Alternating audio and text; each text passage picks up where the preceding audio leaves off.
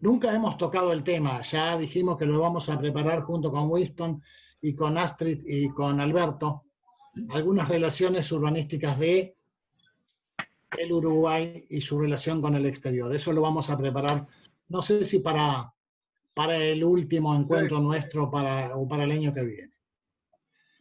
Estamos hablando del estudio, la planificación de un territorio para ejecutar actividades humanas. Esa es una diferencia muy laxa de lo que puede llegar a ser el urbanismo. Y el urbanismo se puede estudiar... La cadena de oro que tiene. ¿Perdón? No, alguien habló, ¿alguien quería hablar? No. Hoy tenemos el orgullo de tener a un arquitecto uruguayo que trabaja en el exterior y que es además especialista en el tema.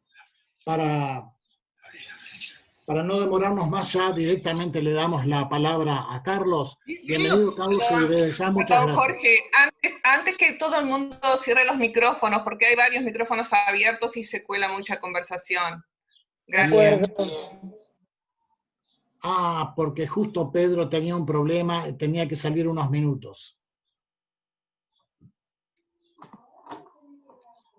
Ahora sí, Carlos, ¿te damos la palabra? Cómo no, con mucho gusto. Gracias por lo de especialista, pero yo no soy especialista. He tratado de concentrarme en un tema que me interesa, que no sabía lo que era, pero que lo había escuchado en facultad, que es la planificación territorial. Y eso tiene mucha relación, cuando Winston me habló del grupo que participa de geopolítica, me interesó porque, no para contar mi historia, porque mi historia no tiene ningún interés, ni mis trabajos tampoco, no tengo costumbre nunca de mostrar las cosas, son cosas que son, yo creo que, discúlpenme los arquitectos, pero los arquitectos siempre tienen la costumbre de mostrar hasta la casa en la que viven, que normalmente son ellos que las hacen. Mi casa es mi secreto personal, y como diría, es mi problema y corresponde a mi familia, no es nada público.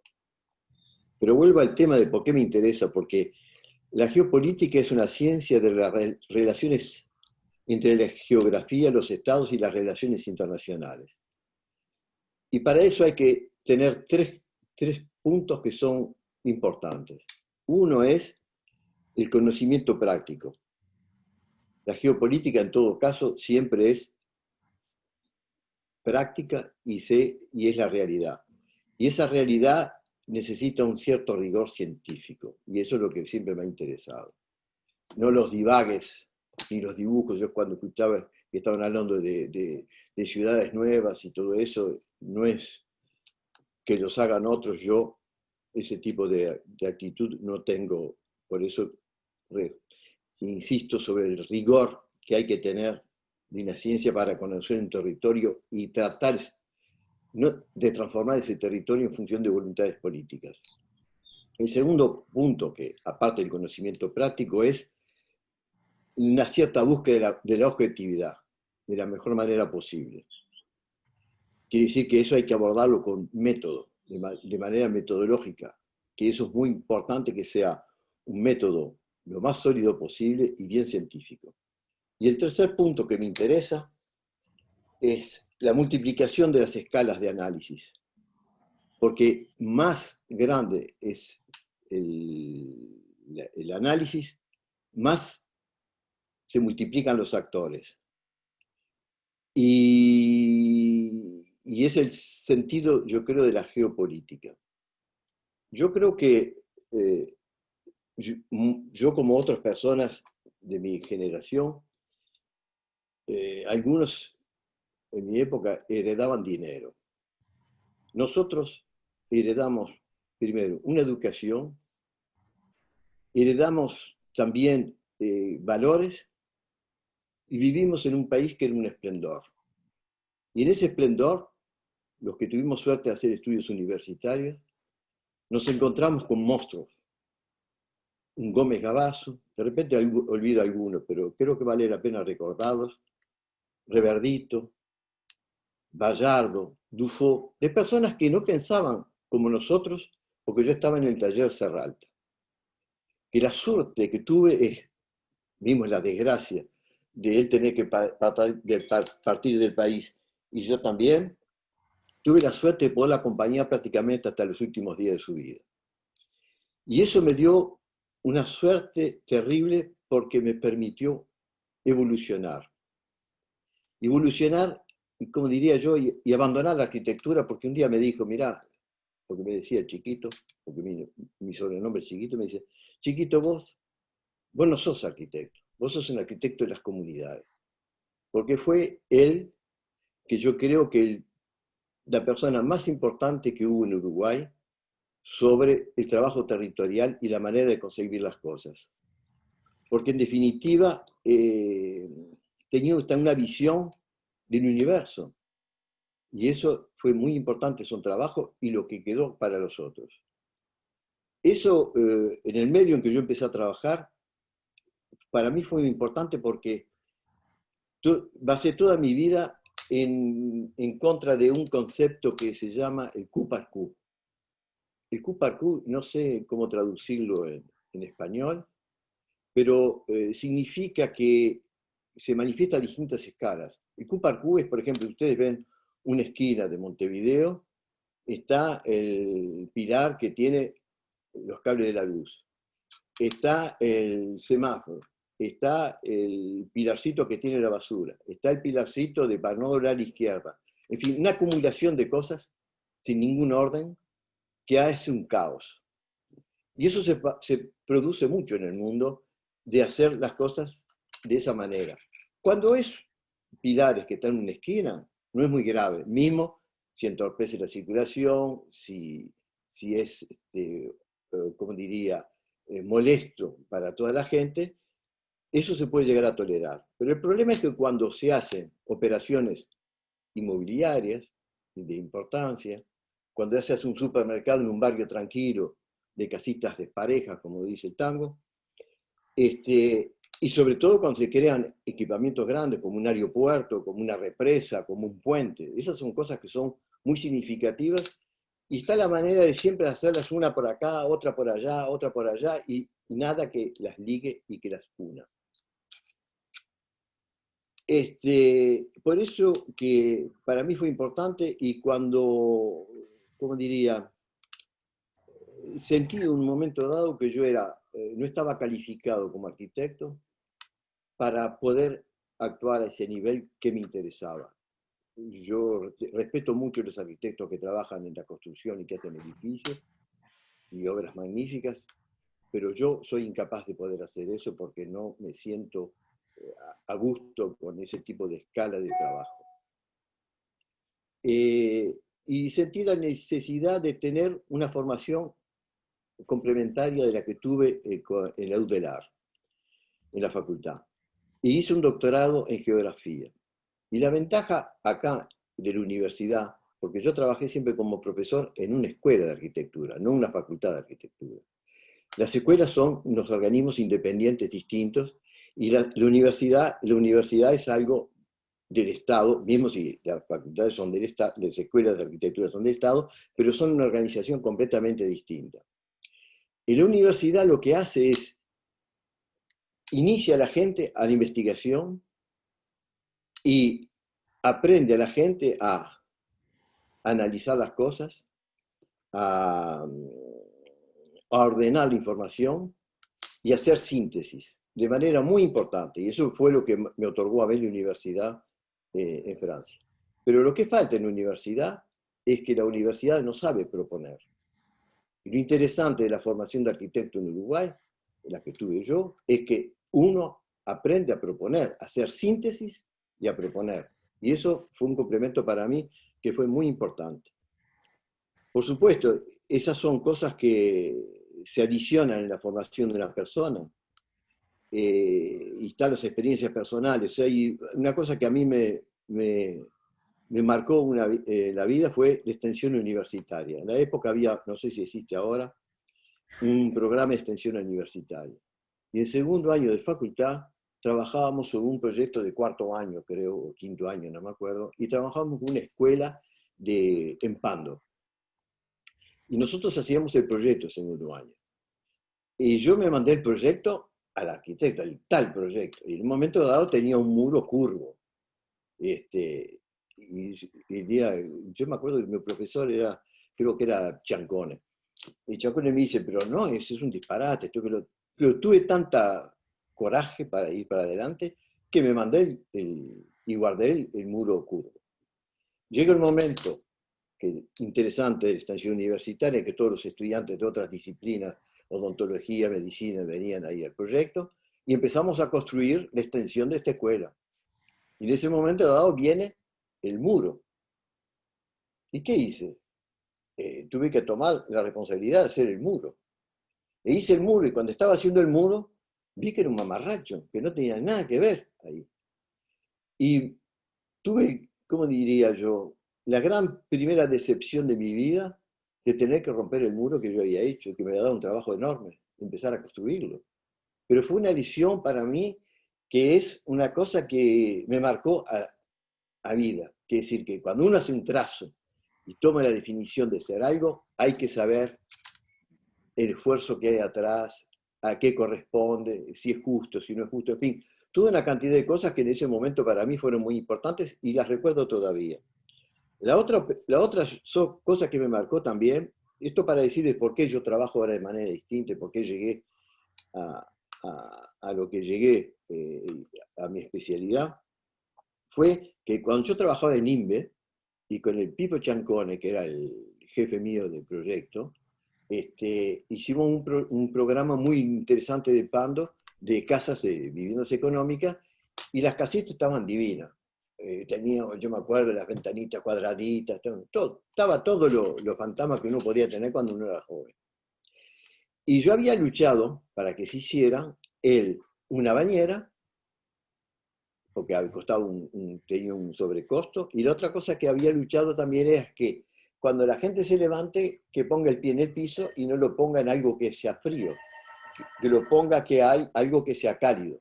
Y ahí pusimos el parqué en el dormitorio. Unos meses más tarde, cuando las obras estaban terminadas y vamos a visitarlo, hicimos la visita, ¿qué me encuentro? Me encuentro con que la bañera estaba llena de tierra y tenía lechugas plantadas, creo, y tenía el piso, no existía más, que había servido para calentar el agua, yo no sé. Y yo dije, me agarré la cabeza y dije, pero no entendieron nada.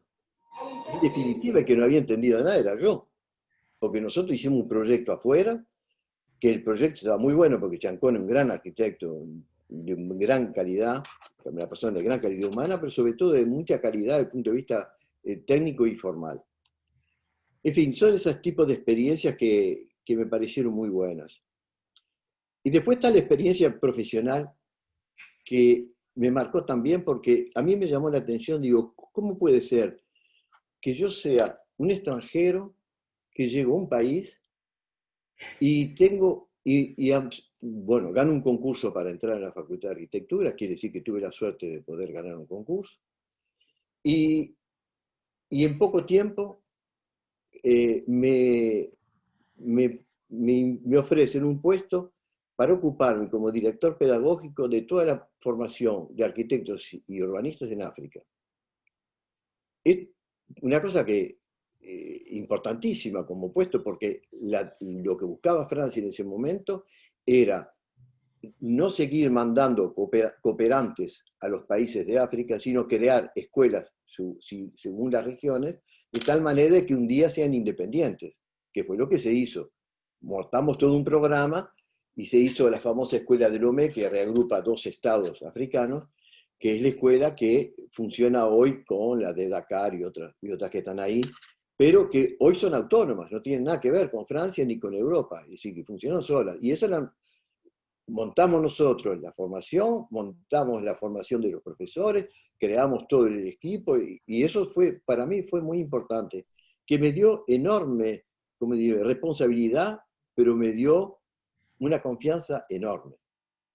Y la otra cosa que me llamó la atención es cuando ustedes se acuerdan que estaba el puente Colonia-Buenos Aires. Un día me llama de la Comunidad Europea para invitarme a participar en un equipo. En aquella época eran 12 países nada más la Comunidad Europea, y me llaman para invitarme a trabajar en el equipo y organizar un poco las cosas. El Uruguay fue la facultad que lo organizó, y la única cosa que exigimos fue, para que las cosas fueran parejas, que la misma cantidad de estudiantes europeos que iban, que eran 12 o 24, no, 12, fueran 12 estudiantes uruguayos también, y la misma cantidad de profesores. Cada profesor de cada facultad fueron 12 profesores, y eran 12 profesores de facultad que estaban nombrados para los equipos de proyecto. Y ese fue un proyecto que me llamó la atención, porque ahí comprendí que la parte de la planificación territorial, la planificación física, era justamente la geopolítica de cómo Europa se interesa en esta parte de América Latina. Por supuesto, siempre están los intereses que pueden llegar a comprenderse, pero lo interesante es cómo, para mí, fue cómo trabajar con otras personas que piensan completamente distinto y que todos tenemos objetivos distintos, porque yo tenía mi objetivo particular, y todos teníamos objetivos distintos, y estábamos con una formación con 24 estudiantes que estaban ahí, esperando ver cómo las cosas se planteaban. Fue una experiencia muy buena, fue negativa en muchos aspectos, pero fue muy buena. Yo tengo una experiencia en eso que me llamó la atención, porque la gran discusión era yo estaba con la teoría de unir Santiago de Chile con San Pablo, con un tren de alta velocidad, en fin, que pasara por ahí, que permitiera reestructurar una cantidad de territorios que pasan, pero eso es una idea que vino así, que la pudimos estructurar. Y la gran discusión vino a dónde caían las cabezas de los puentes. Y una tarde estábamos tomando mate y comiendo bizcochos a las 6 de la tarde, 6:30 de la tarde, en una playita ahí en Colonia, y estamos en grande discusión, que sí, que esto, que lo otro, que lo ponemos acá, lo ponemos allá, esas discusiones que bien de boliche que se arman en la playa. Y en un momento dado vemos un paisano que estaba ahí, tomando mate, está ahí solito, y lo fuimos a hablar y nos pusimos a charlar. Y entonces, digo, ¿usted qué piensa de todo esto? Dice, dice, yo lo estaba escuchando, pero si el puente lo ponen de este lado, no vamos a ver más la puesta del sol. Y ahí quedamos pegados, porque había 24 profesores reflexionando sobre la cabecera del puente, una vez que estaba todo establecido, y nadie había pensado al sol, a la vista del puesta del sol. ¿Se dan cuenta? Dice, ustedes si lo ponen acá, Colonia pierde lo que es el atardecer, el atardecer. ¡Paf! Gran cachetada. Esas son experiencias que son muy buenas. ¿Cómo diría?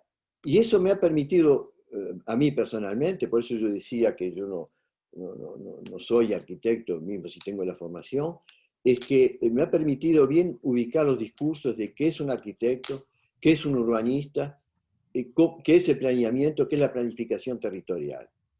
Y a mí me confunde mucho, y no tengo posición porque no lo veo, pero, por ejemplo, creo que tiene que existir el diploma de urbanista, como existe acá en Europa, que no está muy claro, pero es la geografía que lo da, porque escapa de la formación de un arquitecto. Quiere decir que hay que hacer una cantidad de estudios complementarios que escapan a los dominios del arquitecto y a la concesión que tiene la gente de lo que es el espacio.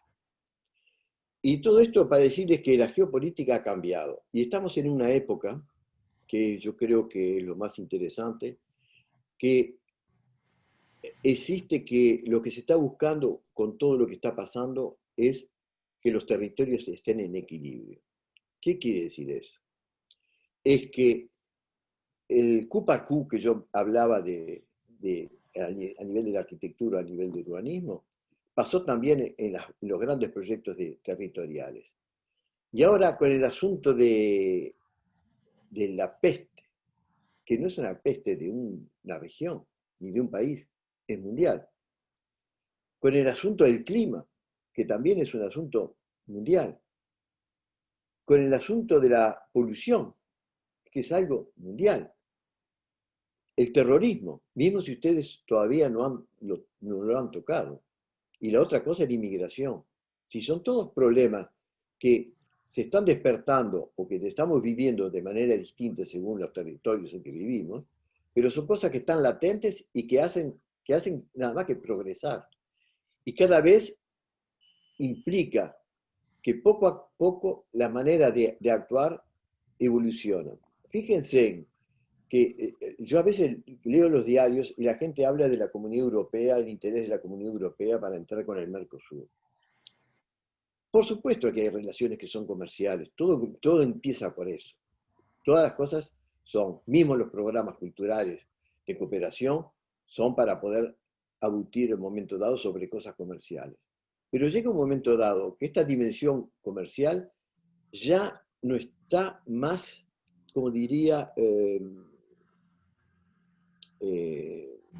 vigor. Porque lo que se busca es cómo la Unión Europea se une, porque mismo al comienzo de la pandemia esta que estamos nosotros, cada país salió por su lado. Ahora ya no.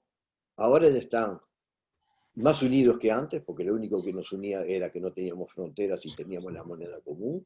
Ahora se está uniendo por otro tipo de problemas. Se está uniendo con problemas de cómo se resuelven los problemas de la pandemia de manera general, cómo se resuelve el problema de los inmigrantes de manera general, cómo se resuelven los problemas de, como diría, de terrorismo también, de manera general, de inmigración y terrorismo, cómo se maneja todo eso de manera unida y Comunidad Europea. Pero eso implica que hay otras regiones que están haciendo lo mismo.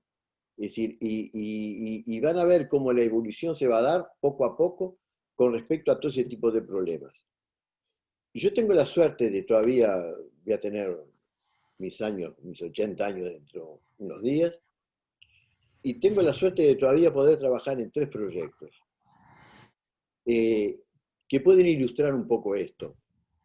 La manera de cómo las cosas evolucionan y cómo cambian, mismo si existen los factores colonialistas, yo diría, o de imperialismo que pueden existir en el mundo, cómo las cosas se van calmando de manera mucho más gradual, dado los problemas que se le presentan a todo el mundo y que no los puede resolver cerrando una frontera. Ese tipo de problemas no se resuelven más, sino se hacen uniones regionales según las características que son muy específicas para cada parte. Hay un proyecto que se arrancó con la Facultad de Arquitectura de Montevideo en el año 2007, que es en Níger. Varios estudiantes, varios profesores vinieron a trabajar acá en Marsella y a Níger, y otros fueron a Montevideo para trabajar durante este proyecto. Y el proyecto arrancó, fíjense cómo arrancó, como un proyecto de rehabilitación urbana. Así lo presentaron y así lo arrancamos. Y por supuesto, ese tipo de cosas, un gran placer, se ordenaron mercados, se hicieron un proyecto de cómo hacerlo, se creó en la plaza central que no existía, pero una cantidad de cosas, las vías principales, en fin, todo ese tipo de cosas. Pero llegó un momento dado que se planteó el problema más grave, es decir, el problema de saneamiento, el problema del agua potable y el problema de la basura, porque son ciudades que no tienen ningún tipo de servicio. Y fíjense en que todo un proyecto de urbanismo se centró con la problemática de cuántos minutos pone la gente para poder ir a buscar el agua potable. Porque en el centro de la ciudad eso se puede resolver, pero el problema es la extensión. Son ciudades enormes, con una concentración enorme. Y eso hizo que un proyecto de rehabilitación urbana se transformara poco a poco en un proyecto político. Un día, esto para decirles las conclusiones que hay que tirar de todo esto. Un día, un partido político que estaba en el poder, hubo un cambio de candidato, y agarraron en el proyecto como agarrar como proyecto piloto de que la ciudad sea una ciudad importante y digna del continente africano, de la parte del Sahel, ojo, de la parte más pobre de África. Yo hablo de de África del Oeste. Y que sea el centro regional de equipamientos comunes, porque cada país no se lo puede pagar. Por ejemplo, ese es el interés que tenía el Uruguay para hacerlo, que después lo abandonaron, era la creación de la UTU para toda la región, es decir, centros de formación de centros agropecuarios, en fin, una cantidad de cosas que iban con el proyecto político, pero quedó el proyecto de la ciudad siempre. Y el proyecto de la ciudad porque el río Níger, que pasa a nivel de Niamey, que es la capital, une 7 países. Y la unión de 7 países es muy importante por el saneamiento de todos. Quiere decir que es un proyecto de urbanismo, de rehabilitación, que viene un proyecto geopolítico de organización de una región. Y todo lo que se programó es para toda la región, y no solamente en ese lugar, sino despachando equipamientos, despachando responsabilidades a otros sectores. Y eso es muy importante porque yo creo que hay un cambio, y espero que hay un cambio que es la responsabilidad nuestra como profesionales, de que existe un cambio en la calidad de los políticos, y tiene que existir. Es decir, yo creo que hay una mutación, porque los problemas se vienen graves, enormemente graves, por la falta de cosas. Por ejemplo, ustedes no se dan cuenta, pero el agua es fundamental. Es decir, el Uruguay tiene una suerte enorme porque es un país que tiene mucha agua y aparte sabe preservarla. Pero hay otros lugares que no hay. Y cosas que son elementales. Y uno se da cuenta que la escala de los proyectos ya cuando yo escuchaba hoy que hablaban de Brasilia, de esto, que lo otro, esas cosas ya no se plantean más. Es decir, porque se plantean de otra manera. Yo no digo que no sean mejor ni peor. Digo, las cosas se plantean de manera distinta, que yo diría, es la diferencia que hay. Hay en otro proyecto, para que vean lo que es la geopolítica, es Toser. Toser es una isla, una ciudad en el desierto de Túnez, que me invitaron para participar en un proyecto ¿cómo se diría?, de reestructuración turística con otros centros, otros lugares que estaban cercanos, para crear algo de conjunto, una visión más global. En ese momento, después que arrancó el proyecto, hubo un atentado. No sé si se acuerdan que mataron a turistas en un ómnibus, después hubo una playa, mataron como a 40, 50, y se rompió la cadena del turismo. Y nos quedamos con el proyecto de agrupamiento de equipamientos ahí, como diría, frustrado, porque en medio de un proyecto que las cosas se están poniendo en marcha, quedé trancado. Y quedó la cuestión de qué es lo que se hace. Y hay otro punto de vista de por qué los políticos yo creo que están evolucionando y tienen que evolucionar por la fuerza de las cosas. Se llegó a la conclusión, porque no somos nosotros que lo proponemos, nosotros lo que podemos proponer es poner en marcha cosas que se discuten, pero nos invitaron siempre a discutir y hablar. Y lo que quedó claro fue que la única salida que podíamos hacer es desarrollar el turismo interno. Fíjense qué idea. Quiere decir que si se desarrolla el turismo interno, pudimos desarrollar y reestructurar la zona como pensábamos, pero con gente de Túnez que los terroristas no atacan, porque no van a matar a los co-ciudadanos. No sé si se dan cuenta la diferencia. Los ataques a los terroristas y los ataques de los terroristas es a los turistas, porque es la fuente económica que hace marchar el Estado. ¿Se dan cuenta? Y el turismo interno no existía. En cambio, si se crea el turismo interno que da también recursos importantes al Estado, es decir, puede llegar a hacer marchar esa máquina, con hoteles 4 estrellas y 5 estrellas que estaban abandonados. Quiere decir que, fíjense en cómo las cosas evolucionan, y todo con respecto a problemas que diría, generales para regiones, porque yo estoy hablando de Túnez, pero es para el Magreb, todo eso, ¿eh? Marruecos, Túnez, Argelia, eso es muy importante. Y el otro proyecto, que es el último de 3 proyectos, el último que está ahí andando, que ahora está en manos de la municipalidad, que es en Marsella, que el interés que tiene es salvar una antigua fábrica frente al mar, con unos equipamientos de patrimonio interesantísimos, industriales interesantísimos, pero yo no soy interesado por supuesto, ayudo para salvar el patrimonio y salvar de una operación inmobiliaria todo un lugar que es sumamente extraordinario. Pero el desafío mío fue decir, siempre nos llenamos la cabeza y hablamos siempre de la participación de la gente en los proyectos, y finalmente siempre terminamos haciéndolo nosotros. ¿Por qué? Porque cuando se abre una discusión, el que tiene la palabra, el que tiene la formación somos nosotros, y siempre nos llevamos el discurso. Y esta vez le dije, es la última, dado a mi edad, digo, es la última vez que me puedo llegar a hacer algo. Vamos a hacer algo de participación.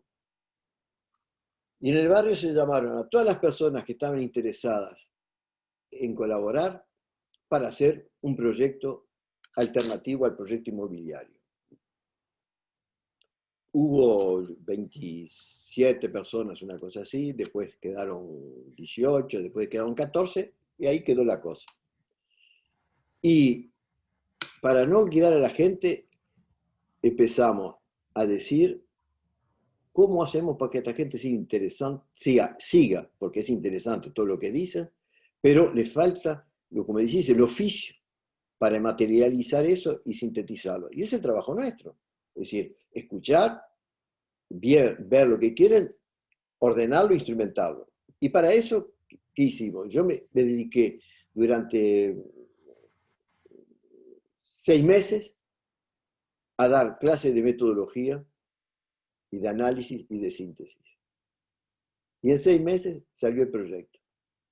Y lo único que hice yo fue ordenar un poco las cosas para que pudieran graficarlo. Pero para mí la experiencia, la primera vez en mi vida, un proyecto que es un verdadero proyecto de participación, no popular, porque es un barrio que no es un barrio popular, es un barrio de clase media, pero no es en el sentido popular. Y eso me da ¿cómo diría?, la sensación de que hay una transformación que tiene que existir y que existe y que se ve ya las primeras cosas, es que los que deciden deben ser elegidos porque tienen un proyecto y presentan un proyecto de sociedad. Y hoy la gente que está elegida tienen un proyecto, pero tienen un proyecto que es incompleto porque nunca están las repercusiones de ese proyecto, ni en los costos, ni en la economía, ni en las repercusiones sociales, ni en las infraestructuras que son necesarias. Todo el mundo hoy tiene, en el mundo hablo yo en particular, tienen un proyecto político, pero ese proyecto político no está armado como tiene que ser un proyecto, con todo lo que implica. Esa es la primera cosa. Y la segunda cosa es que yo diría que lo que faltan, y lo veo yo, que los profesionales están cambiando y tienen que cambiar. Salir de lo que se dice bien en español, de los carriles y del camino trillado. Quiere decir que yo me acuerdo cuando había, y para ser honesto, cuando arrancamos el proyecto de Níger en el 2007, cuando había que tratar un espacio público, pum, ya sabemos cómo se hace un espacio público, pero yo creo que ahora hay que plantear las cosas de manera distinta, porque, por ejemplo, el espacio público que hemos creado, es decir, hemos llegado a crear un espacio público con una lámpara, con una lámpara de alumbrado nada más.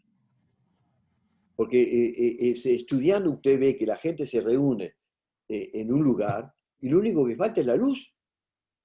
Y lo único que hicimos como se dice, como obra, es poner la luz, el agua y un tarro de basura.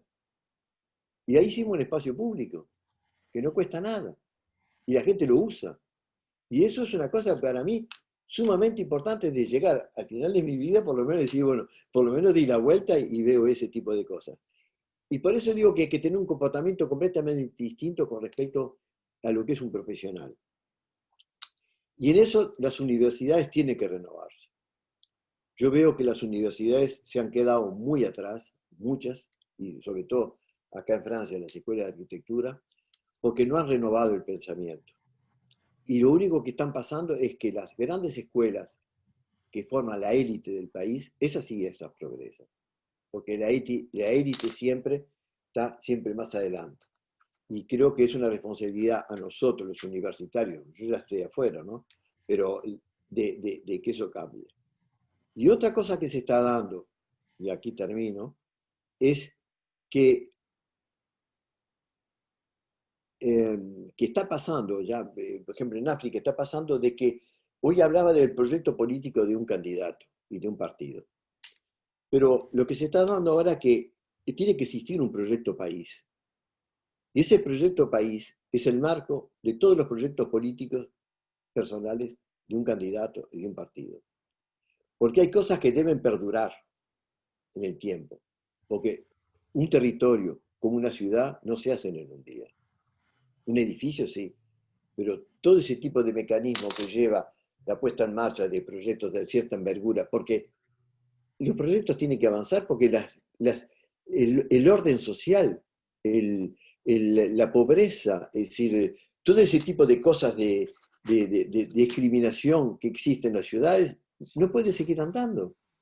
Esa cosa de manera irremediable, es decir, nosotros, el tiempo para nosotros es corto, porque las cosas las queremos ver inmediatamente o resolverlas en 4 años, 5 años, pero esas cosas no se resuelven.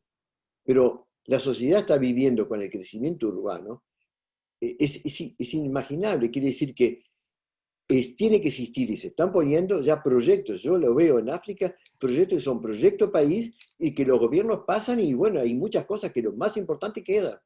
Después están los matices que hacen que alguien personalice algo, porque sí, esto lo hice yo, pero eso, bueno, no importa, eso no es grave, eso es lo más importante.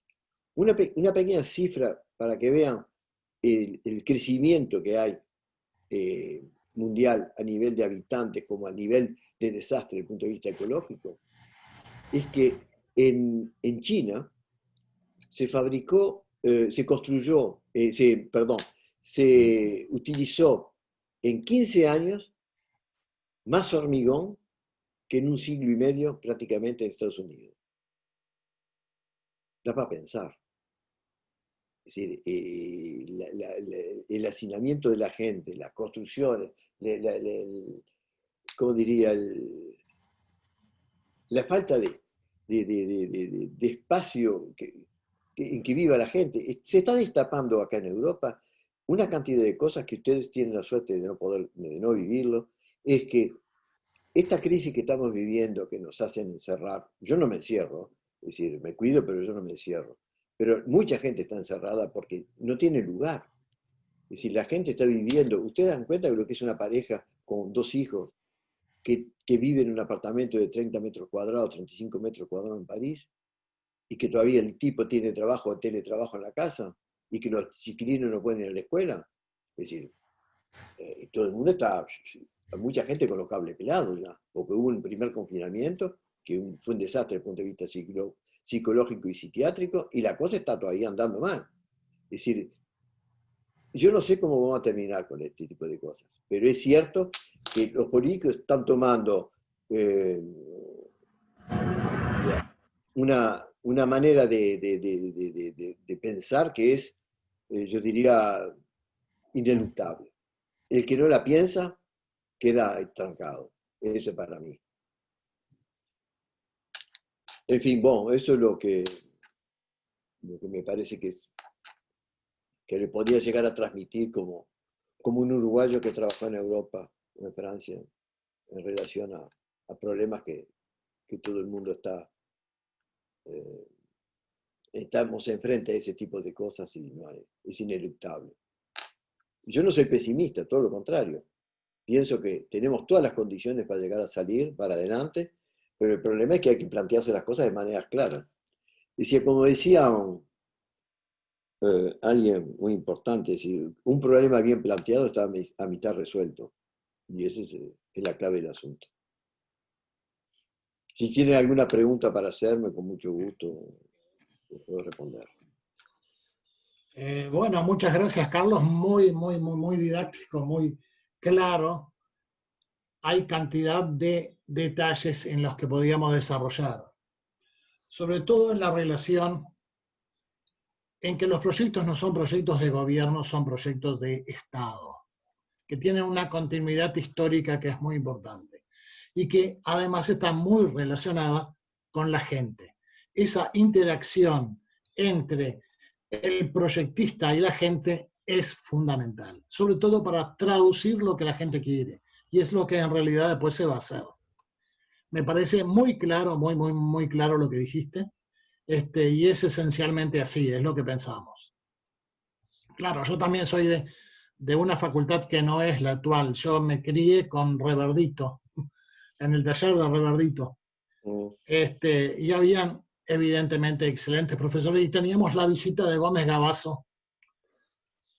Una vez por mes, por lo menos, en el taller iba Gómez Gavazo a darnos teorías o teoría de urbanización. Incluso una vuelta discutimos con el propio Gómez Gavazo, que después me terminé viniendo a vivir a Punta del Este, lo que creía que debería ser Punta del Este, y si lo comparamos con lo que es ahora no tiene absolutamente nada que ver con el proyecto de Gómez Gavazo, nada menos. No sé, ¿alguien quiere hacer alguna pregunta? Si no quedó claro algún tópico de lo que habló Carlos. No, era un comentario lo que quería hacer, porque por las cifras que dio de la construcción en China, que realmente comparada con la de Estados Unidos, que impresionan mucho los números, ¿no? Pero pensaba que quizás tenga que ver con que China empezó muy tarde, digamos, su migración hacia las ciudades. Hace 50 años el 75% de la población china era población rural y hoy es un 40%. Sigue igual siendo uno de los países que tiene más cantidad de población rural del mundo, pero es un 40%. Quiere decir que un 35% de la población china en los últimos, no sé, 30, 40 años emigró del campo a la ciudad. Quizás eso de alguna forma explique esa enorme cantidad de hormigón que utilizaron para construir. Como que también he visto en algunos documentales, que no sé realmente su credibilidad, como que también a veces el gobierno chino o el gobierno de algunas ciudades chinas, como una forma de crecimiento económico, construye edificios que ni siquiera luego van a ser habitados. Eso también he visto que ha pasado. Sí, es cierto lo que usted dice, pero no ¿cómo diría? Es decir, no justifica el hecho. Es decir, es cierto la inmigración, pero las cifras permiten de medir un poco las cosas. Por ejemplo, en el año 91, cuando se empezó yo estaba en Shanghái, cuando se empezó a destruir los barrios de Shanghái. El primer, como se dice, coup de masa que se dio, esas máquinas con la bola grande, es decir, en barrios populares, yo estaba ahí. Y ¿cuánto? Hace 10 años, no, 8 años o 10 años me invitaron para hacer un balance de Shanghái, para ver qué es lo que se podía hacer para como para arreglar el asunto, ¿no? Yo no soy un mago. Es decir, y usted ve es descomunal. ¿Cómo diría? La irresponsabilidad de poder llegar a hacer cosas de esa magnitud, sin pensar a lo que yo decía. Como cuando hay un proyecto político, usted compra un auto, señora, hoy en día, y tiene el carnet, lo que le dice que a los 10.000 kilómetros tiene que hacer tal cosa, a los 15.000 otra, a 20.000 otra y 50.000 otra. En la arquitectura No existe eso, y podría llegar a hacerse. Es decir, ¿cuánto va a costar esta obra en 5 años? ¿Cuánto va a costar en 15? ¿Qué es lo que hay que hacer en 20? ¿Qué es lo que hay que hacer en 30? Y en una ciudad es exactamente lo mismo. Es lo que yo decía hoy, un proyecto de un gobernante que tiene ganas de hacer algo, pero hay que mirar todas las repercusiones, es decir, no correr atrás. Usted cuando hace algo ya saber qué es lo que va a pasar, qué incidencia va a haber, qué problema de transporte, qué problema de seguridad, qué problema de movimiento. Eso es importante, porque lo que está pasando también es que el nivel del mar ya lleva la zona, están calculando que ya se comieron 6 metros de profundidad para sacar arena. ¿Usted se da cuenta? Es impresionante que el nivel de oxígeno del agua ha caído a la mitad. Esas son repercusiones, quiere decir que ya todo ese tipo de cosas estamos en capacidad de poderlas medir. No, existe el hecho de que cuando nosotros empezamos la facultad, era el gesto del arquitecto, el gesto del urbanismo para hacer una ciudad como fue Chandigarh, como fue Brasil, etc. Eso ya no puede hacerse más, no se puede funcionar así. Esa es la realidad. Es decir, hay que, como diría, hacer, porque hay que hacer, pero no de cualquier manera. No importa ni dónde ni cómo. Eso hay que controlarlo.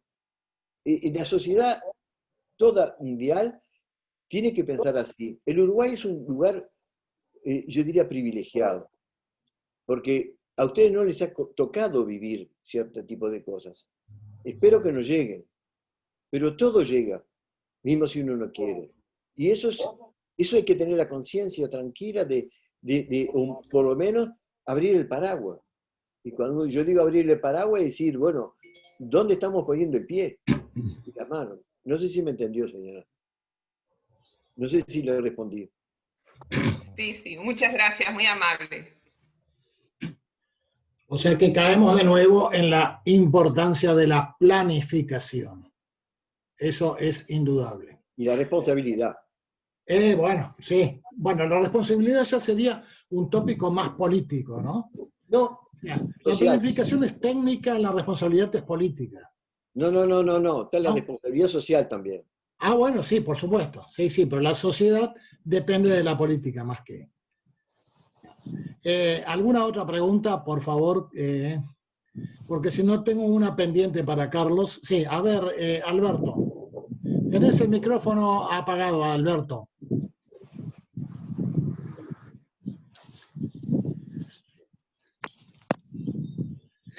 Yo lo que quería felicitarlo y agradecerle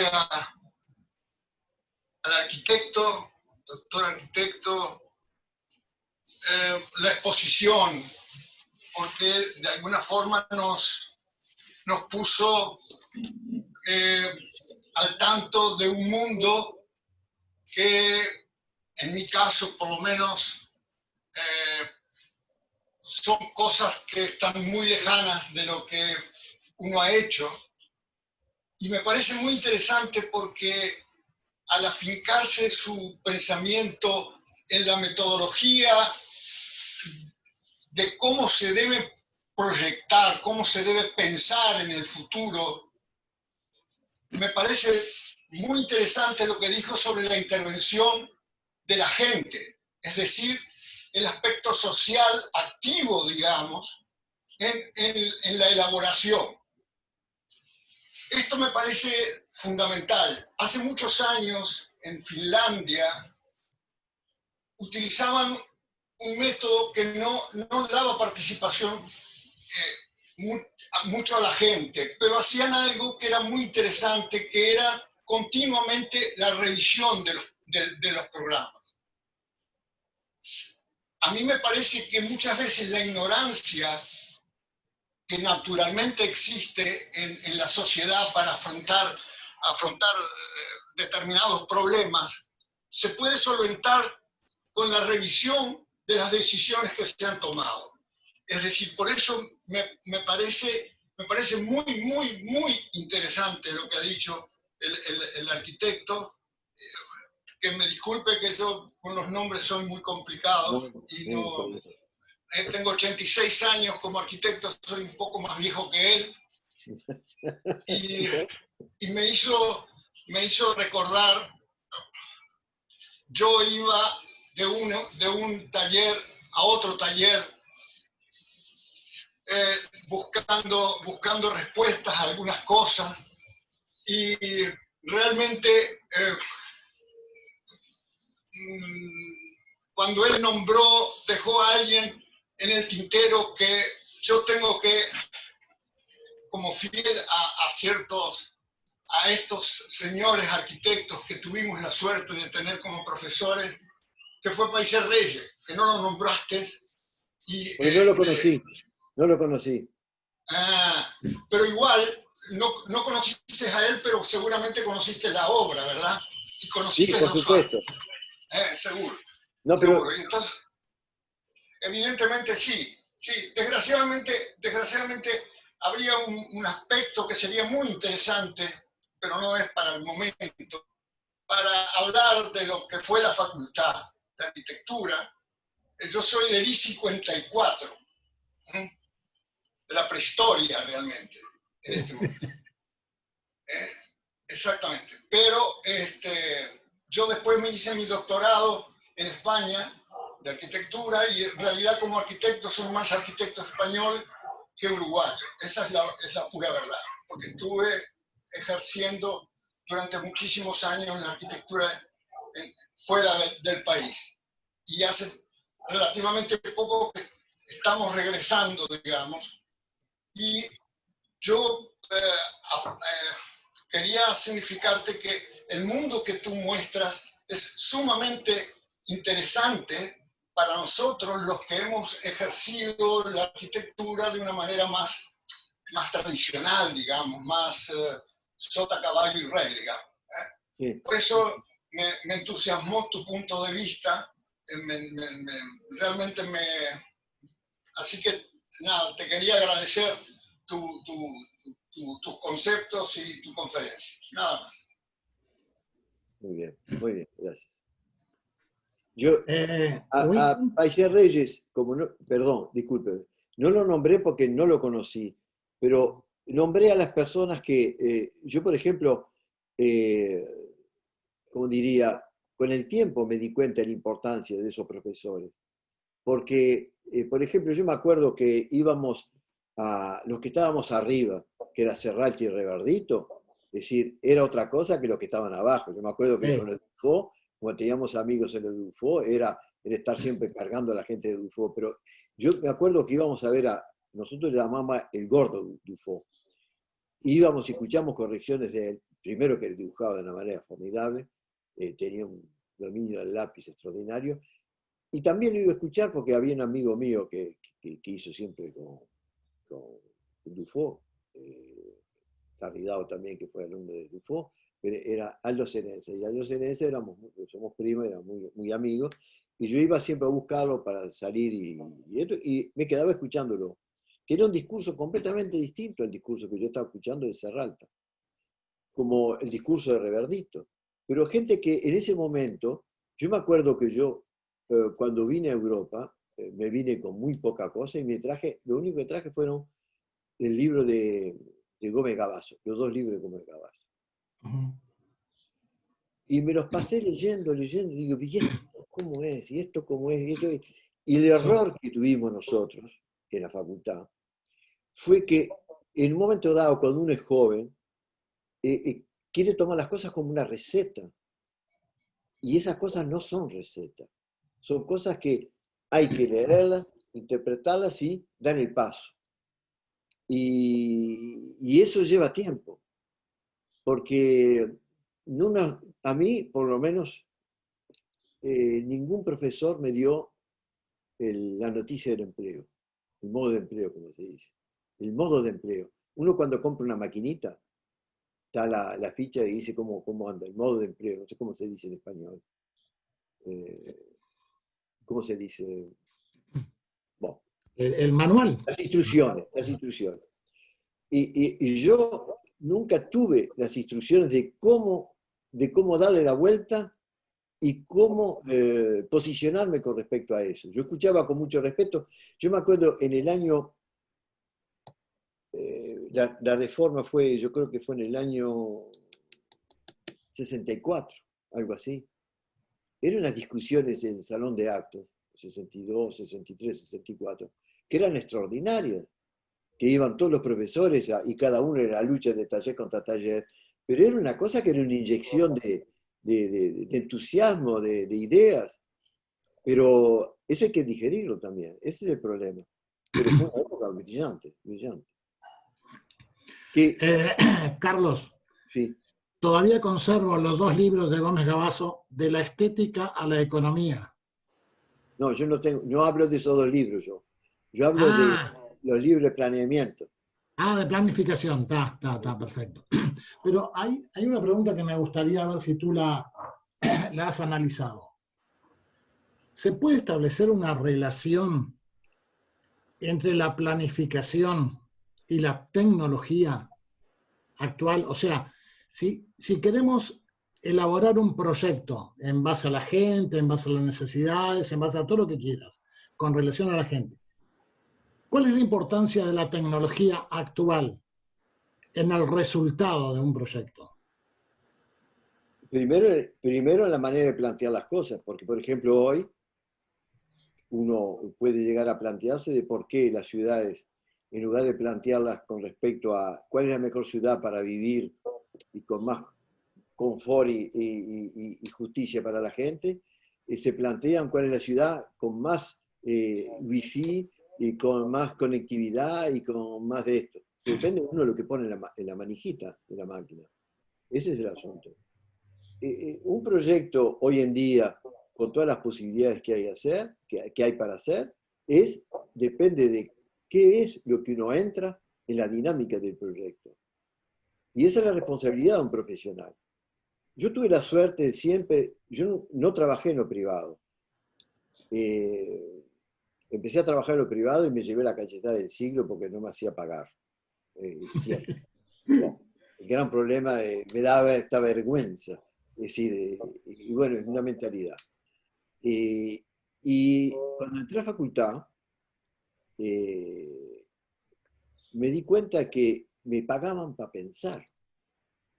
Empecé, como ustedes, no sé cómo es, terminé bien, pero empecé con muy pocas horas eran. Muy pocas horas, muchas horas de trabajo y poco dinero, que es al revés. Después cuando llegué arriba tenía 6 horas por semana y ganaba 10 veces más de lo que empecé ganando. Es al revés el sistema, pero poco importa. Pero tuve la suerte que todos los proyectos que hicimos, hasta ese que yo dije que hicimos con Uruguay, con la Facultad de Arquitectura, los hice en el dominio público. Y el dominio público, uno está pago por el Estado.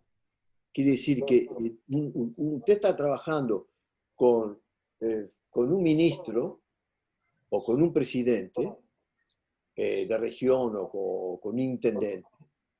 Y cuando uno está pago, es decir, que no es el cliente, usted no es cliente, usted está pago por la autoridad.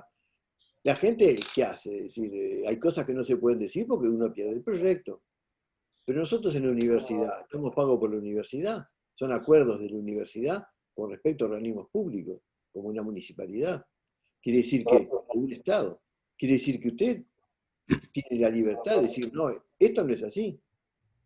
Y discutir directamente con un ministro y decirle, no, usted está diciendo cualquier cosa.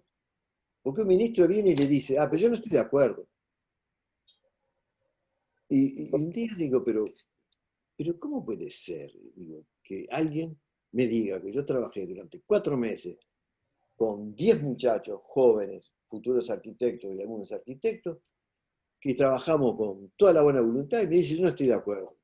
Eso me hicieron una vez.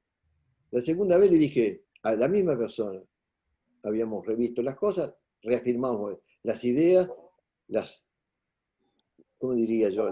No las adornamos un poco, pero las ordenamos un poco de otra manera y dijo, no estoy de acuerdo, otra vez. Y yo dije, bueno, mire, nosotros pasamos tanto de horas, ya lo había calculado yo, y estamos tanto de horas, tanto esfuerzo. Usted me pone a hacer el mismo trabajo y me dice, ¿por qué no estoy de acuerdo? Ah, no estoy de acuerdo porque a mí no me gusta. Y bueno, pero no me gusta, es un problema entre el gusto suyo y el gusto mío. Y yo no funciono así. Quiere decir que ese tipo de actitud la aprendí con Serralto, es cierto. Porque hablé yo varias veces con él y me dijo, no, mirá, no podés llegar a hacer esto, en fin. Tenía mucha confianza con él. Y de ese día quedó claro. Es decir, los equipos, cuando hay algo y se establece de que nos equivocamos, damos marcha atrás, rectificamos las cosas. Y ese es el poder de los trabajos que hace la universidad, que son trabajos que son, como diría, no excelentes, porque todo el mundo, la macana que hemos hecho, hay muchos errores, como siempre, pero haciendo errores uno aprende, porque no se trata de hacer nada que no sea, como diría, perfecto, porque la perfección no existe. Y eso es interesante porque primero a la gente que uno está formando le da una confianza terrible y le da un método de trabajo, una metodología de trabajo. Y yo vengo al final de la respuesta de la tecnología. Todo es posible con la tecnología, pero hay que darle la prioridad. ¿Para qué? Porque si la tecnología es para poner, yo qué sé, un edificio, digo, una planta humana, que, como diría, rompe completamente el equilibrio de todo el conjunto, ¿para qué sirve? Ese es el asunto. Claro, no, yo me refería más que nada, en un momentito, Eugenio, a que, por ejemplo, la relación que había entre el trabajador y su trabajo era la circulación. En este momento, la gran mayoría, y justo por la pandemia, está trabajando desde su casa. O sea que nos ahorramos una circulación de las ciudades que evidentemente era muy importante. La circulación, por ejemplo, hacia las fábricas, que hoy con la automatización y con la robotización se ha dejado a que en la fábrica trabaje sola y que haya uno, dos o tres si hay algún sereno para cuidar. O sea que ese tipo de relaciones de vinculación, de circulación, me parece que a través de la tecnología actual ha cambiado. Sí, pero ¿qué consecuencias tiene eso? Porque Bueno, la vida social es fundamental. Es decir, no, hoy no, se está dando por cuenta supuesto. que se están buscando que la gente teletrabaja, pero la gente hace la depresión por las condiciones en que vive. Por ejemplo, yo que decía el caso de varias personas acá en el barrio, que conocemos, es que están Sí. viviendo en un apartamento de 40, porque usted tiene una casa con jardín, eso no hay ningún problema. Es decir, Claro. el encerramiento que tenemos en casa, yo tengo una casa que tiene 200 metros, es decir, a mí no me molesta que están encerrados. Pero hay gente que vive con 4 chiquilines o con 3 chiquilines encerrados, es decir, y trabajando. Es decir, y no puede llegar a ser. Y aparte, todo ese tipo de avance tecnológico con la circulación, yo creo que no hay que plantear las cosas así. Porque todo eso tiene un costo. Es como cuando dicen, esto es gratis. Esto utilícelo porque es gratis. En la sociedad no hay nada que sea gratis. Alguien tiene que pagarlo. Nuevamente, la gente todos nosotros que trabajamos, tenemos que pagar los servicios. Y lo lógico es que todo el mundo trabaje, que todo el mundo pague impuestos, porque los impuestos permiten pagar los servicios. Todo el mundo está contento cuando uno acá, la gente no le gusta pagar impuestos, pero cuando alguien tiene un accidente le gusta llamar por teléfono y que en 2 minutos vengan los bomberos, porque acá vienen los bomberos y los llevan al hospital y tienen todos los servicios gratis. Eso hay que pagarlo de una cierta manera. Y está el costo social también. Es decir, por ejemplo, de eliminar el trabajo, lo que hay que hacer es las condiciones de trabajo que tiene que ser buenas, porque la sociedad puede permitírselo, porque hay trabajos que pueden llegar a alivianarse la fatiga humana o la penibilidad del trabajo. Pero el hecho de ser útil a la sociedad trabajando, desplazándose, reencontrando gente, todos esos fenómenos, hechos sociales y puntuales son fundamentales para el equilibrio de la sociedad. Es decir, la tecnología, es decir, hay que emplearla como corresponde. Es decir, en las cosas que son penibles para la gente, que lleva un sacrificio. pero todo lo que es la vida en sociedad no puede eliminarse, no puede eliminarse. Ah, no, Y es no, por supuesto. el costo social, está el costo también de la desocupación. Hay que ver cuando usted tiene 9 millones, 12 millones de desocupados, que implica 14%, 15% de la población, con una población en el mundo y en Europa que está envejeciendo, es difícil, ¿eh? Finalmente, ¿cuánta gente útil está trabajando? Sí, por supuesto. Eugenio, tenías una pregunta. Estás con el micrófono apagado, Eugenio.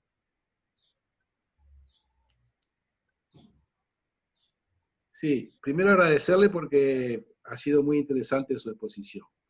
Le quería preguntar qué piensa usted de la evolución de las grandes urbes a propósito del teletrabajo, en donde conozco muchas personas que han pasado ya 1 mes, 2 meses, 3 meses, algunos 5 meses, sin siquiera tener que ir a la oficina. Entonces dicen, en lugar de estar viviendo en esta gran ciudad, puedo estar viviendo en cualquier otro sitio, y en algunos casos se han producido desplazamientos. ¿Cómo visualiza la evolución de esas grandes urbes a propósito de la evolución del teletrabajo, que parece ser una forma que tiene, como todas las cosas, ventajas e inconvenientes?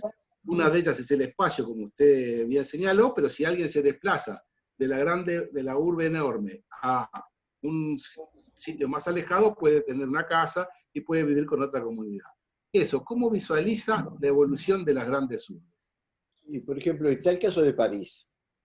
El caso de París, antes del asunto de la salud, París está vaciando por los precios terribles del metro cuadrado de una habitación. Fíjese que, por ejemplo, un apartamento en París, en el centro de París, que tenga 2 dormitorios, cuesta exactamente lo mismo que mi casa acá en Marsella. Y mi casa tiene 200 metros cuadrados y tiene 500 metros de terreno libre. Para que vea la diferencia. Sí. Ahora, eso está vaciando mucho la gente. Aparte, París, la gente está envejeciendo, la gente que está quedando es la gente que envejece más. Y la gente se está yendo para afuera. Quiere decir que está llegando a ser una ciudad que es museo. Y este asunto de la pandemia ha hecho que mucha gente salga a ciudades cerca y otros que vayan más lejos. Por ejemplo, Marsella, con el asunto del TGV, del tren de gran velocidad, tuvo un incremento de 200.000 personas. Sobre 800.000 habitantes, 200.000 personas es bastante. Y, por ejemplo, ahora con la pandemia tuvimos inundados de artistas, de televisión, de cine, porque seguro, con el dinero que ganan, comprarse un apartamento, comprarse una casa acá en Marsella, con los precios que yo le decía, es muy ventajoso. Quiere decir que la gente está saliendo, se está viendo, y lo que está haciendo, se está desregulando todo lo que es el equilibrio como diría, demográfico. Porque hay gente que lo puede llegar a hacer, eso de mudarse. Hay otros que no lo pueden hacer, pero que están obligados a hacerlo por factores económicos. Primero, porque si no pierden el trabajo. Segundo, porque no tienen otro trabajo. ¿Me entiendes? Es bien variado. Es decir, yo creo que cualquiera sean las relaciones que hay con esto de la pandemia, las cosas se han acelerado, pero hay todo un movimiento de salida de la gente de las grandes ciudades, porque las condiciones de vida son cada día más duras. Por ejemplo, el caso nuestro, por ejemplo, mi señora que es marsellesa, es decir, acostumbrada toda su vida a salir, entrar y salir en vida normal, es decir, por ejemplo, ya hace meses, no por la pandemia, sino meses, que va muy poco al centro de la ciudad. Los comercios de cierta calidad se han desplazado y ya están en el centro, quedan muy poquitos en el centro. Hay otros centros secundarios que se han creado y hay barrios que se han organizado. Y así como barrios de las grandes ciudades se organizan, en todas las capitales del departamento, es decir, también está pasando el mismo fenómeno. Hay dos cosas distintas.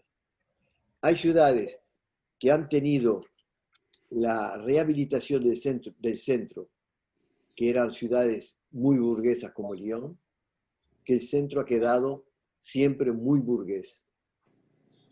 En cambio, hay otras ciudades que el centro, como el caso de Marsella, se ha pauperizado y son las alrededores que han tomado la gente con poder adquisitivo fuerte, sobre todo frente al mar y las zonas más verdes. Es decir, esa es una mutación que se está haciendo. Pero depende, porque todos los problemas que hay cuando se habla de rehabilitación urbana, todas las ciudades han hecho de actualizaciones, han hecho una cantidad de obras. ¿Pero qué lleva eso? Lleva un incremento de los impuestos municipales. Y los impuestos municipales son muy fuertes, porque todo ese tipo de equipamiento hay que pagarlo. Y bueno, y lo que hace que el parque inmobiliario, yo decía, por ejemplo, de Lyon, tiene una calidad de apartamentos, de infraestructuras muy buenos. Son apartamentos con 5 o 6 metros de altura de techo. Quiere decir que son los grandes salones, es decir, es donde vivían los grandes industriales que vivían todos en el centro. Que no es lo mismo el caso de Marsella. Marsella es una ciudad de inmigrantes. Quiere decir que el centro, es decir, eran pequeños edificios que se caracterizan por tener 3 ventanas, las famosas 3 ventanas marsellesas. Quiere decir que son espacios que son chicos. Quiere decir que todo ese tipo de mutaciones son cosas que transforman la ciudad y, como decía la señora hoy, es decir, la gente que ha venido a la ciudad en los años 60, 70, está volviendo para afuera otra vez, otra categoría, la gente vuelve al lugar de origen, después que terminaron de trabajar, que se jubilan, vuelven al pueblo. Eso es lo que está pasando.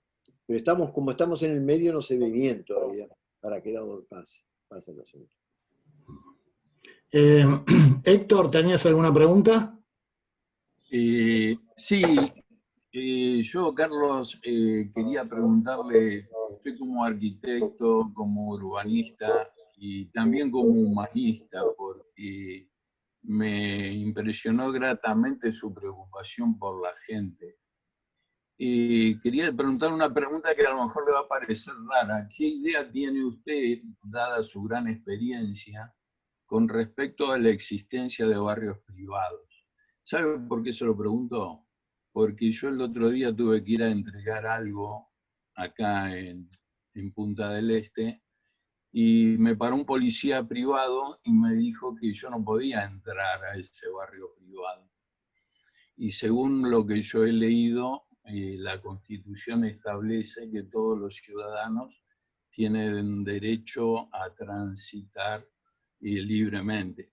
Yo lo único que tenía que hacer era entregar un paquete y me dijeron, bueno, el paquete va a quedar acá, donde estaba la guardia pretoriana, es decir, la policía privada, y nosotros se lo vamos a entregar a la persona que usted quiere. Entonces, bueno, visto eso, me gustaría saber qué piensa usted sobre los barrios privados, siempre hablando de países democráticos. Sí, y ese es el problema. Es decir, con un escudo democrático se hacen cosas que no tienen ningún sentido. Es una aberración. Un barrio privado es una aberración. Discúlpeme la expresión, pero es como sacarle el culo a la jeringa, ¿no? Es decir, no tiene sentido. Es decir, así me sentí yo, Carlos, me sentí como el culo. Sí, sí. Yo entiendo eso porque, es decir, que se haga un barrio privado es, yo diría, la idiotez más grande que pueden llegar a tener y autorizarle las autoridades. ¿Por qué? Porque es una manera de no querer ver la realidad. Y la realidad, tarde o temprano, llega. van a pasar años, van a pasar cosas, pero la realidad llega.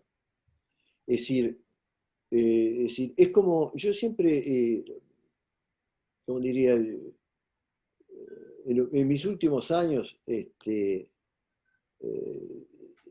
he puesto a pensar, como diría, de que yo tuve hijos tarde y tuvimos mucho sacrificio para tener hijos. Y eso me dio un cambio radical en mi vida porque yo trabajaba sábado, trabajaba domingo, me pasaba viajando porque siempre trabajé en el extranjero. Y un día dije, pero, ¿y mis hijos? No los veo. Y ahí me puse a pensar y eso me ayudó por el aspecto social que tú decías. Y me explico por qué. Porque una sociedad funciona como una familia. Y que es una familia más grande, pero en definitiva es una familia. Y todo lo que apliqué yo para crear mi familia y funcionar en familia, con una cultura distinta a la de mi señora. Ojo, porque esas son cosas que son importantes. El idioma no es todo. Es decir, yo me puedo hablar francés también, y ella habla español, pero tenemos culturas distintas, orígenes distintos, maneras de ver las cosas distintas, y la familia tiene que funcionar de manera, como diría, armoniosa.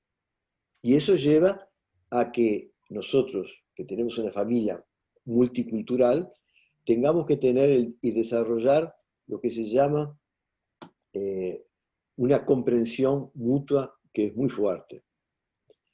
Y esa comprensión también tenemos que tener lo que tenga la sociedad. Y por eso yo digo que es una aberración, porque es no querer ver lo que está pasando. Cuando usted tiene una familia que no funciona, usted sabe por qué no funciona, si quiere pensar y quiere comprender. Y los políticos tienen que comprender eso. Y los dirigentes de una municipalidad, los políticos, los diputados y senadores que hacen leyes, esas cosas tienen que verlas y no verlas nada más que desde el punto de vista electoral. Porque ¿a qué sirve refugiarse?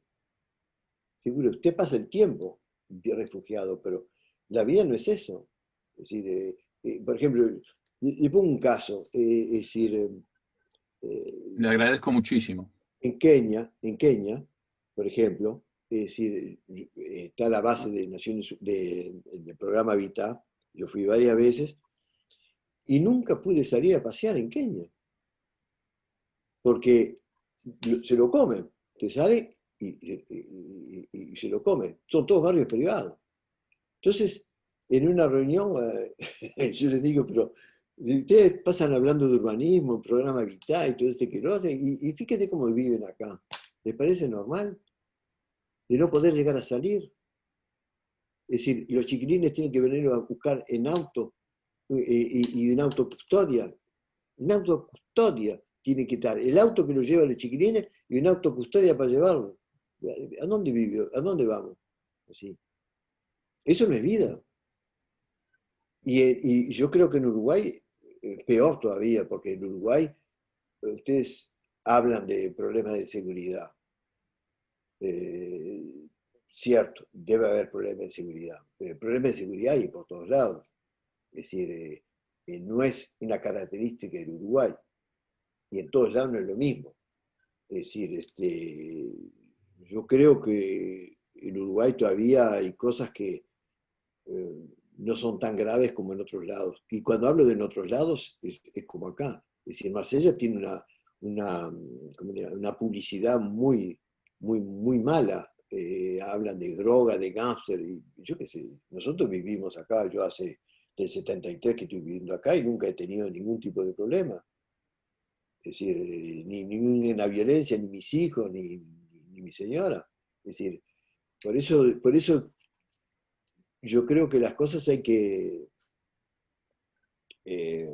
analizarlas fríamente y no permitir que excesos de ese tipo se hagan, porque ahí la máquina se puso a andar y eso no se para más. Hasta que un día, yo qué sé, pase un desastre. Y va a pasar un desastre, porque hay ciudades que han pasado desastres. Es decir, se entran a barrios privados y y está la masacre, porque en África pasa eso. Y en América Latina también, en América Central.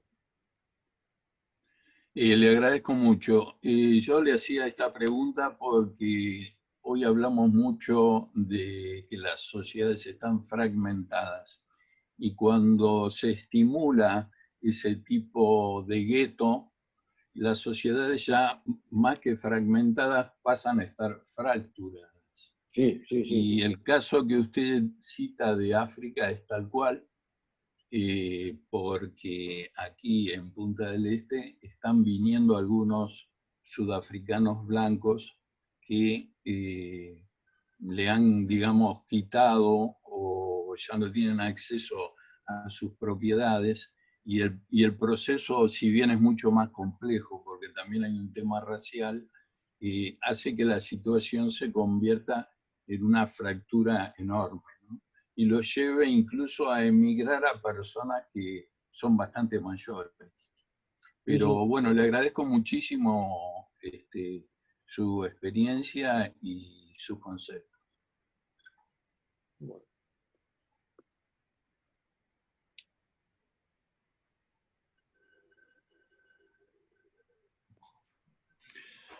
Bueno, si no hay otra pregunta, lo dejamos a Winston para la despedida de hoy, porque ha sido a través de Winston que pudimos tenerlo a Carlos hoy, a su excelente exposición. Muchas gracias. Winston. ¿Dónde está Winston? ¿Desapareció o no quiere? Ya se fue a ver el partido. Ah, es cierto, el partido de Uruguay ahora, sí, el partido de Uruguay. Bueno, Carlos. Ahí está Winston. Sí, no, se me cortó en el televisor. ¿El partido se te cortó? Sí, no lo veo, no tengo cable. Así que lo puedo escuchar, pero no veo. No, decía Winston que para darle la despedida a Carlos, que seas tú el que nos diste la oportunidad. ¿Viste? ¿Estás mirando? Winston, mirá lo que te tengo para vos, Winston. Yo tengo varias cosas, algunas cosas que decir. Primero que estoy totalmente en desacuerdo. Por supuesto. Con Peñarol. Porque él me hizo una afrenta muy grande una vez que me tuvo que alojar en su casa. Y fue una pesadilla para mí porque me hizo dormir al lado de una bandera de Peñarol. Eso es pero bueno, lo tendré grabado hasta el último día.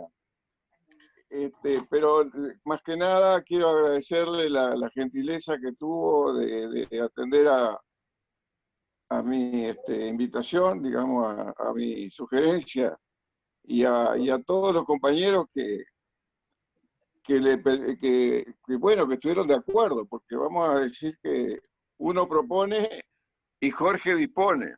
No, solo yo no.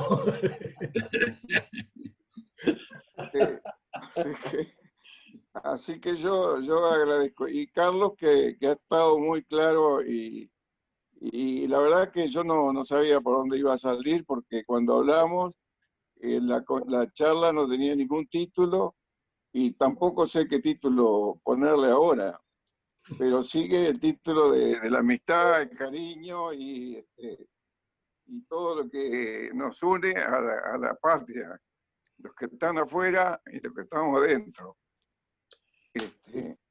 Tengo una sorpresa para vos. Mirá lo que me queda, el chimichurri todavía. ¿Que yo te llevé eso? Sí. Bueno, ¿cómo te dura, eh? Bueno, más que nada, me ha emocionado en la casa. Mirá, a mí me ha emocionado mucho tenerlo, a él, que siempre nos vemos, pero hoy más que nunca, para mí fue una gran emoción, porque al final nos hemos encontrado muchas veces, pero no hablamos de arquitectura, ni de urbanismo, ni nada. Hablamos de otras cosas. Y siempre ha sido muy grato y para mí muy, ¿cómo te voy a decir? Siempre he aprendido mucho, es mi gran profesor y No, amigo, o amigo y profesor. Pese a eso que tenemos en contra, que es ilevantable, ¿no? Quiero saludar también a los otros colegas que han participado y por supuesto a las preguntas de Eugenio y de, bueno, Graciela y Héctor, que han motivado una interesantísima respuesta de Carlos, de que nos ha abierto mucho la cabeza. Más que nada, eso, nos ha abierto la cabeza y nos vamos con una experiencia nueva para todos, creo que sirve para todos. Así que yo muy agradecido porque hayas accedido y más agradecido por todo lo que nos has enseñado. no, nada. Yo les agradezco mucho porque yo trato siempre de mantener los lazos con Uruguay. Teníamos programado ir a pasar las fiestas con mis hijos y mi familia, todos, para fin de año, a pocos días, y nosotros salíamos la semana que viene, creo, una cosa así. Y el Uruguay, como siempre, me dio la sorpresa que cierra la frontera, que sea por el bien de todos. Me dio una lástima bárbara no poder ir. Es decir, pero paciencia. Pero el Uruguay siempre está presente, y mis hijos son uruguayos y tienen la camiseta de Peñarol también. Lástima, qué lástima, realmente. Pero bueno, nadie es perfecto. Acá se aclara también de que nadie es perfecto. Pronto, o hasta el viernes. Carlos, Sí. una última pregunta. Estas charlas nuestras las grabamos y después las subimos a YouTube. ¿Tú tenés algún impedimento que pase esto o no hay problema? No, mi vida es clara y transparente. Perfecto, perfecto. Bueno, muchas gracias. No, gracias a ustedes. Fue un placer. Y cuando vengan por Uruguay, bueno, nos veremos. ¿Cómo no? Un ¿Cómo no? aplauso para Carlos. Depende de Winston, pero el problema es que Winston siempre quema el asado. Es un planta. Bueno. Traele el chimichurri de vuelta. Quema el asado y eso que no es carbonero, ¿eh? No, por eso. Bueno, muchas gracias a todos. Suerte, que les vaya bien. Muchas gracias a todos. Gracias a todos. Nos vemos el viernes que viene. Vamos. Bueno, Fue muy lindo vernos y decimos que, bueno, que Uruguay gane, por lo menos eso. Si bien ¿Hay partido hoy? Tuvimos que escucharlo a Carlos, pero por lo menos que Uruguay gane, para compensar. Bueno, muchas gracias. Chao, hasta pronto. Gracias. Saludos. Adiós. Saludos a todos. Chao, chao.